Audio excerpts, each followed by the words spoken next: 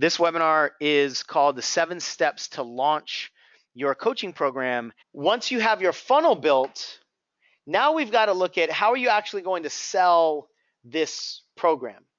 And what I'm talking about is two things primarily: your language, but also your energy. And throughout this whole process, you've got to be influential.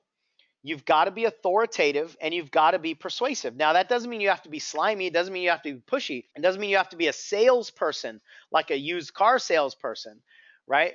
But if you're going to be a coach and you're going to teach people how to improve some area of their life, you better be credible and you better have authority. And if you're not influential and persuasive, then nobody's going to say yes to you. So this is not manipulation. It's clean, clear, authentic persuasion coming from a good place, right? And you also have to be okay if people say no to you. My intention, my energy, when I do a launch or when I do sales of any kind, is I try to persuade people to take action. If they don't take action with me, that's fine.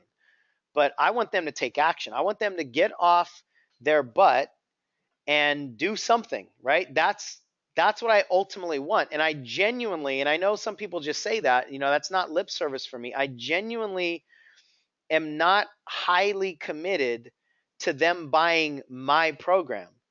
And that just feels better for me because most people are not going to buy your program, right? You put 1,000 people into a launch funnel, most of them are not going to buy. 950, 980 of them are probably not going to buy. So you just have to be okay with that. But throughout that whole process, you've got to be authentically persuasive and authentically influential. And there's basically a formula for that, right? One of the things is you've got to be influential and persuasive in your strategy, just in setting up the entire launch. You've got to have consistency in your language. You've got to have consistency in the branding, consistency in the timelines, right? If you're going to send out 4 videos, don't send one of them 2 days later and one of them 9 days later. So that actually adds to authority when people feel consistency because they know that you're pacing them through a process. You've got to have credibility. There are ways to do that. You can show the things that you've done in your life. You can share success stories. You can show testimonials. There's an energy that you have that creates credibility. There's ways you set up your website that creates credibility.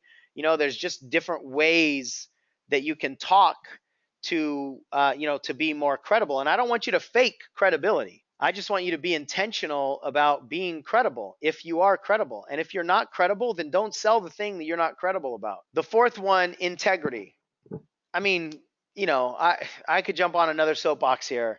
Just do the right thing according to what's right for you, right? Don't do this to try to pull a bunch of money out of people's wallets.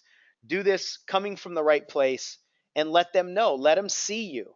Let them see your humanity. When they see your humanity, they'll actually trust you more than when they understand how amazing you are and they learn about your accomplishments and your credentials, right? A fifth piece of influence, authority, and persuasion is distinction.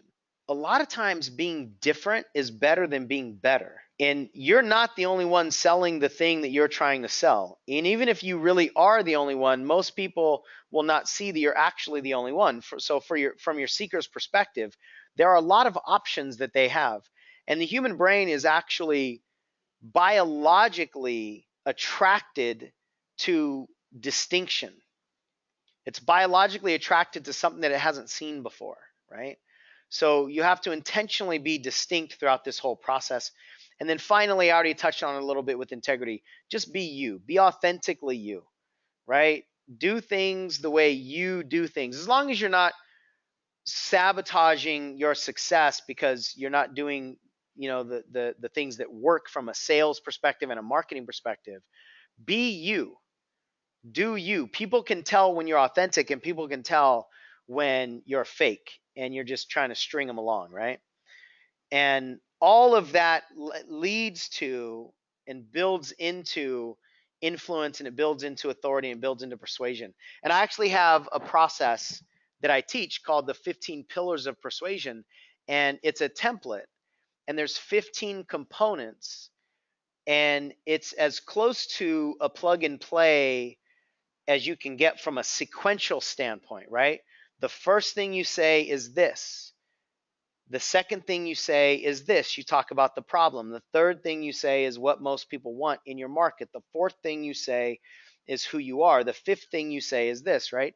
So if any of you feel a little uncomfortable about sales, or you don't have a whole lot of experience of sales, and you haven't written a sales page before, or you've never done a sales pitch on video or on stage or whatever, that template will just give you what to say, because every single one of you can answer each one of those 15 components, and then you just say them. Like you just say them in order.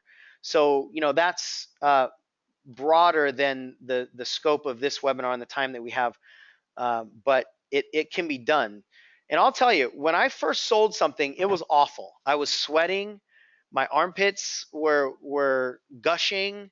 I was so nervous. I was embarrassed. It was absolutely awful the very first time I tried to sell something. So this isn't anything that you can't learn.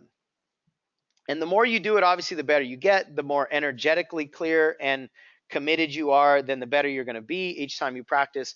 But these are things that you can learn how to do, specifically with sales.